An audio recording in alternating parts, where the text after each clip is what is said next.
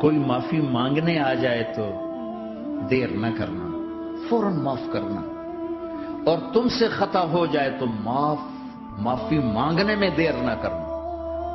کوئی تم سے زیادتی ہو جائے تو معافی مانگنے میں دیر نہ کرنا، اور تم پر زیادتی کر کے کوئی معافی مانگنے آ جائے تو معاف کرنے میں دیر نہ کرنا۔ اللہ کی رحمت تم ایسے چھاؤں میں لے لے گی۔ دل کو صاف رکھو، بے حساب جنت میں جاؤ گے، بغیر حساب جنت میں جاؤ گے۔ دلوں کو صاف کرنا سیکھ لو۔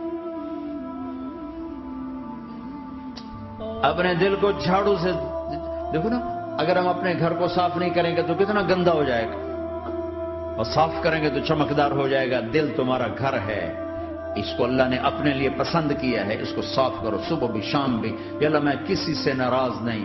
اگر تم اس مجمع میں ایسے لوگ بیٹھے ہو جو کسی سے تم بولتے نہیں ہو، بھائی بھائی ہے، دوست ہے، میاں ہے، بیوی ہے، چاچا ہے، بھتیج، آپس میں اگر تم کٹے ہوئے ہو، میں چھوڑتا ہوں، اٹھتے ہی صلح کر لو۔ چونکہ میرے نبی کا فرمان ہے، جب دو مسلمان آپس میں لڑ پڑیں اور بات نہ کریں تو اللہ ان کے سارے عمل مردود کر دیتے، تو کہتا جب تک یہ صلح نہیں کریں گے ان کا کوئی عمل قبول نہیں ہے۔ تو اپنے دل پہ پتھر رکھو، معاف کرو، خود جا کے معافی مانگو، چاہے جتنا اس میں تمہیں زور لگانا پڑے مانگو۔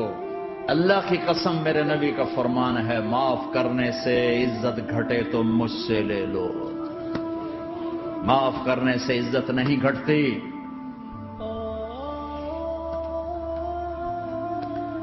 ہے ایک بچے نے معافی مانگی اور ماں اس کو کہہ رہی تو اتنا بے غیرت ہو گیا ہے کہ تو نے معافی مانگی۔ اگر ماں کہہ رہی تو اتنا بے غیرت ہو گیا تو نے معافی مانگی۔ ماؤں کا یہ سبق ہوگا تو اولاد کیا کرے گی؟ آپ سوئے ہوئے ہیں، سفر میں ہیں، میرے نبی، ایک بدو آیا، غورس اس کا نام تھا، غورف۔ اس نے آپ ہی کی تلوار اٹھائی اور آپ کے یوں پسلی میں ماری، آپ کی آنکھ کھلی تو تلوار لے کے کھڑا، من یمنعک منی، اب بول کون بچائے گا؟ تیار ہو یا؟